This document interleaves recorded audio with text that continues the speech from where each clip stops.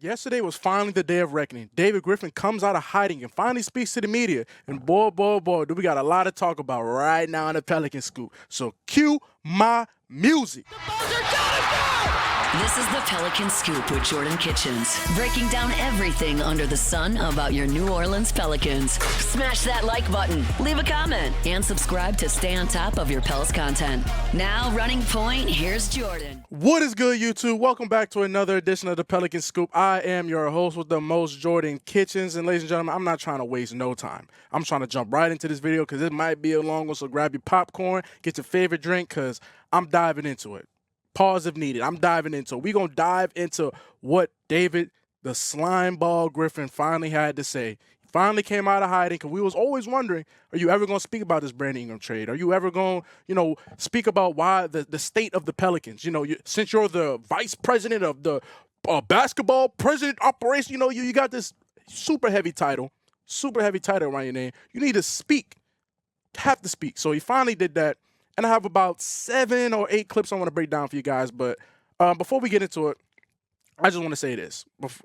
Where is Bryson Graham? So for Media Day, when they first addressed the media, the public or whatever, it was him and Bryson Graham, who's our so-called general manager. Now it was just Griff flying solo for his little press conference yesterday about, introducing Bruce Brown, Kelly Olynyk, and whatnot. That was a little weird to me because if he's the general manager, why isn't the general manager speaking too at the same time? I get it. So who's really, whatever. Y'all get what I'm trying to put down. But also, I just find it real funny how Griff tried to have this little press conference about the Brandon Ingram thing. Immediately, I'm telling you guys, the second the Saints announced they were signing Kellen Moore. So all the attention was on the Saints and what the Saints got going on while he just tried to, try and use his, all these soliloquies and big words. But whatever, forget all that. First clip I want to break down. They really reveal a lot about who you are and what your team represents. And unfortunately for us, I think it's revealed we have a lot of work to do from a front office perspective, from a team building perspective. And at the same time, I think it's revealed a lot of really positive things about the strength of character of our group. Being on the road with them for as long as we were for this Super Bowl trip, which is sort of our version of the rodeo trip, I suppose. Being on the road with them for as long as we were around deadline, I really got to see them in a different way and in a more vulnerable space. And I think the thing that gives me the most hope for where we can go in the future is the character of the human beings in that locker room. Our players have withstood incredible adversity, both in terms of the injuries, but also a lot of things that people don't see, personal tragedies in their lives. And it's been almost an unimaginable cascade effect of things that have happened to us this year. And the fans really only see a very little bit of that. And at the same time, while they were dealing with all of the different Super Bowl challenges, they never let go of the rope on us. They tried to get to the building. They tried to show their support, and they've continued to do that. And it's one of the reasons that winning here is going to be so incredibly important is our fans deserve that. And I think they're committed to us in a way that's really unusual when you are sitting at 12-41. I don't think you've seen any give back on their part. All right, a couple things with that first clip. I want to say this first. If you are a David Griffin apologist, if you're this not the video for you. Because I'm fed up with this team. I'm fed up with everybody from David Griffin, Willie Green, to Swin Cat, everybody. I think everybody needs to go. Number one thing I have an issue with, are we playing basketball or are we trying to be humanitarians? Can you bring in basketball players, bro? You're talking about, oh, man, I just really love the good human beings we have in the room and do all. Okay, but being a good human being doesn't, equal being a good basketball player. That doesn't always go hand in hand. And I'm okay with that. Because at the end of the day, this is a results-given league. So are your results showing that, you might not be the best person, but you can give us 25 points consistently and you play games? I want that guy. Sign me up. Another thing. You said it was challenging. Shout out to the fans for still coming out for a 12 and a million basketball team during the Super Bowl. Y'all got everything blocked off and all that.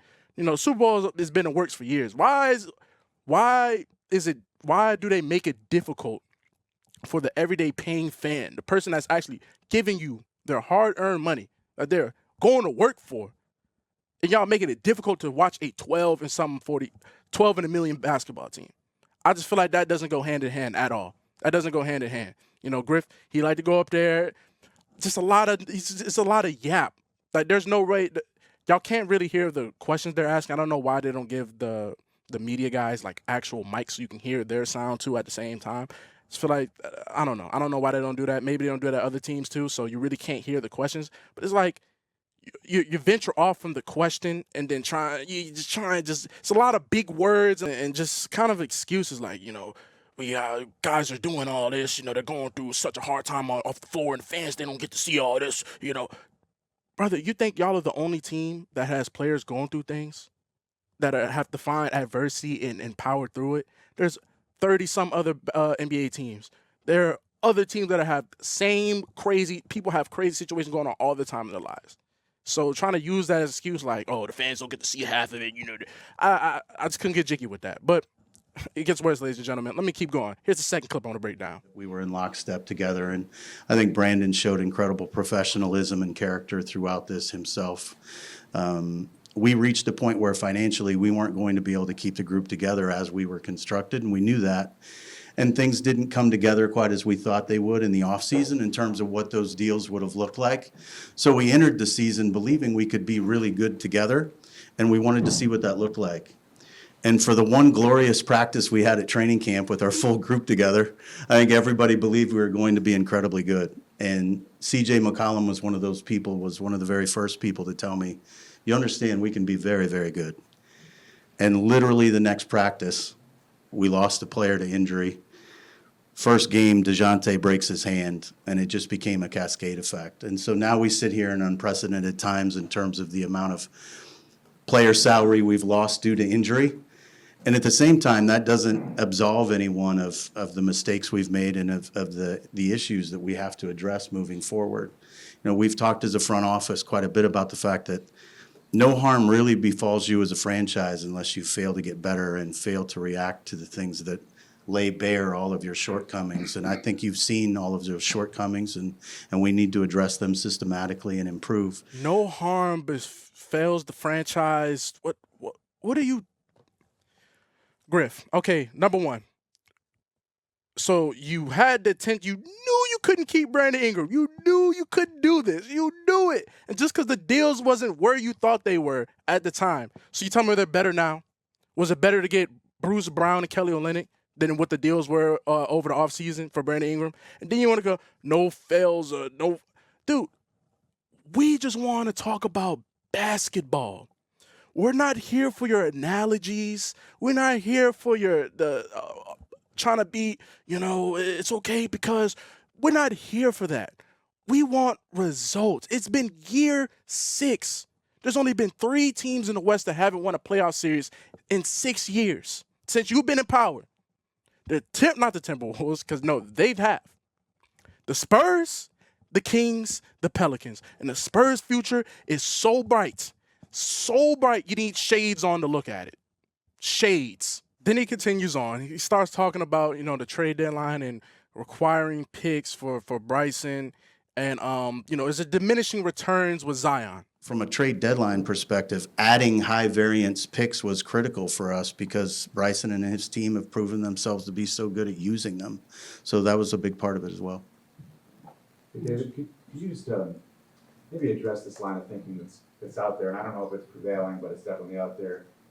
6 years after Zion was supposed to be a transformational pick, are there diminishing returns to continuing down the path of having him as a centerpiece? I think there were certainly diminishing returns to having 2 best players make the amount of money they do when they only played 34% of their games together. I think that was challenging, and that wasn't all on Zion.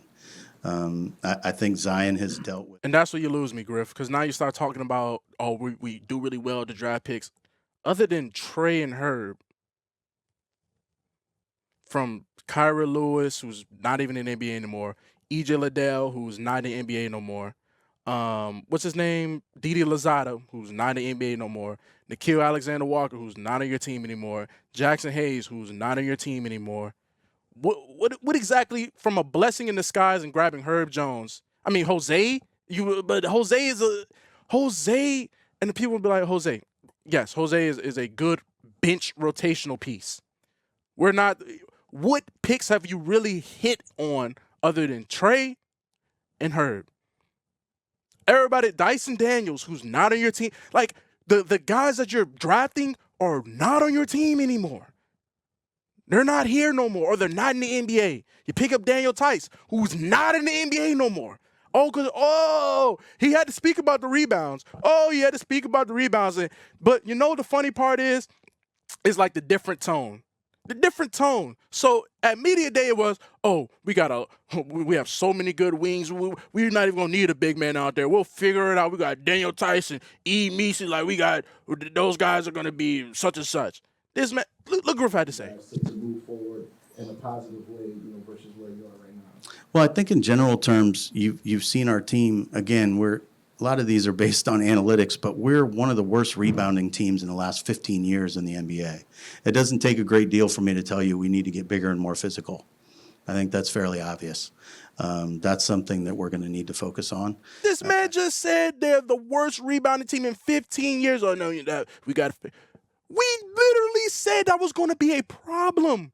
Go back to all my earlier videos before the season started. That was the main thing I said that was going to be a problem with the team was the rebounding in the center position in the front court. The Western Conference is loaded with big men.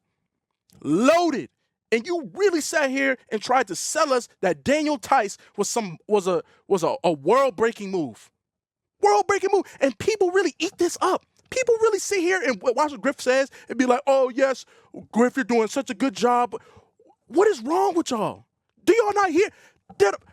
If you really watch this channel, how many times I've played the clip back and back again from early in the year when he's like, oh, we're going to figure it out about the big man. We got so much talent. We're going to do it. Now he's over there. Well, yeah, this is the worst rebounding team in the last 15 years. We literally called it. Everybody's seen it coming a mile away but you. But your little David Griffin apologists. They're going to be on this video. They're going to be like, hey, man, Griffin's done a good job. What good job has he done? In 6 years, you have nothing to show for it. But he's doing a good job, though. What about his war chest for the AD trade? Gone. What good job? You got lucked into getting the number one pick and getting Zion. That wasn't like, oh, he orchestrated that. You lucked into getting that. What good job? Explain that to me. What good job? But this is a long video. Let me keep going. Matter of fact, he got asked about 6 years, 2 winning seasons, and Griff got I don't think Griff liked this question too much. Look what he had to say. Big picture wise, 6 years, 2 winning seasons, 2 playoff appearances. From where you were in 2019 when you drafted Zion to where you are now. If I'm a fan looking at it from the outside, I say, where have we gotten? How do you address those fans who are disappointed, who are angered in some ways about the progress of the franchise, who've seen other teams in the West get to the top? Where would you say the state of the franchise is today, and what's the plan now? I think everyone who ends up in our position wants to leave it better than they found it. I'm very confident that we're building towards something very powerful and very special here. There are a lot of narratives around this franchise that have completely changed. Mrs. Benson, when she hired us, gave us the bandwidth to do this at the right level in terms of the people we've brought in. CJ McCollum being the president of the Players Association and wanting to stay here and being committed to the franchise is certainly something that's been positive for us. But I think the narratives around this team are all different nationally and league-wide. I think the view of this franchise is different than it was when we got here. At the same time, we're not viewed as a perennial winner, and that's what we want to be viewed as. So through that lens, we failed miserably, and that's not something that I take lightly. We're judging ourselves on wins and losses at the end of the day, and we're judging ourselves on winning meaningful games. I won a championship in Cleveland, a market that hadn't won one in 52 years. That's a powerful thing to deliver to a community, and that's what we're doing here. And Mrs. Benson gave us the opportunity to do this at a level that matters. And so if we deliver on that, we will have succeeded, and if we don't, we will have failed. So I don't know how to be more open than that. We're failing to achieve what we meant to do. At the same time, that doesn't negate the fact that we've had huge successes along the way, and we are definitely building this into a better place than we inherited from a team perspective. Then he starts talking about bringing a championship to Cleveland. Brother, LeBron James brought a championship to Cleveland. Not David Griffin thinks he's the smartest guy in the room. That's the issue. Nobody should ever think they're the smartest guy in the room because you don't know who the hell you're in the room with. There's no way this man really sat there and acted like he was the main piece to bringing a championship to Cleveland. Straight up just said, we delivered 50 some years. It's very powerful to deliver to the community. I think we're building something. What? Just the ultimate gaslight. I will say I respect how he's like, he said if you view it through this lens, it's a failure. That's the lens we only see it through, bro. It's been a failure. 6 years, 2 playoff appearances, no playoff wins. Only 3 teams in the West have done it. You're one of those 3 in 6 years. You want to sit there, it's this and that. All comes down to building the team and personnel. And he even spoke about that. To go from being an elite defensive team the last couple of years to being arguably, statistically, the worst defensive team in franchise history, is it simply continuity or is it size? Is it, you talk about the multiple factors on the defensive end. What have those factors been from your perspective? I wouldn't say we were elite to begin with. I think we were very good. I think in that playoff series against Oklahoma City, we were not elite defensively. To be elite defensively, you have to be elite against elite teams. And I think that's something we've never really reached, and that has a lot to do with personnel, quite frankly. I think in terms of what has happened to us since, I think it's like all of these things. It's a sum of. You're right. We was a good team. We was never elite defensively. But what he said most that caught my eye with that was personnel. Personnel. Watching the Thunder play the Pelicans the other night, personnel. They just have better players. They're just a better team. They are constructed perfectly. This team is constructed like somebody with schizophrenia put it together. Daniel Tice's not even in the NBA no more. I just want you guys to understand this. The Pelicans traded him away. They had to dump his salary. The man left the league. I don't know how many games he started this year for the Pelicans. He started a lot in the beginning of the season before Eve Meeses took over. This was your starting center, and he is not in the NBA no more. He's overseas. And this is what David Griffin tried to sell us, that this is a good offseason acquire. We got DeJounte, we got Daniel Tice. Like we were going to figure it out about the big man. We were good. We got so much. Just, it's like you don't think ahead. You don't think of the bigger picture. It's like he just lives in the moment. Has to be. Ultimately, are we surprised? I'm not. I mean, this is the type of character we've been dealing with for the last 6 years. He just can come up here, say a lot of big words, care about, we got real good humans in the room and all this. Brother, we want basketball players. He said that little franchise doesn't think they failed. And, bro, we just want results, man. We just want to win.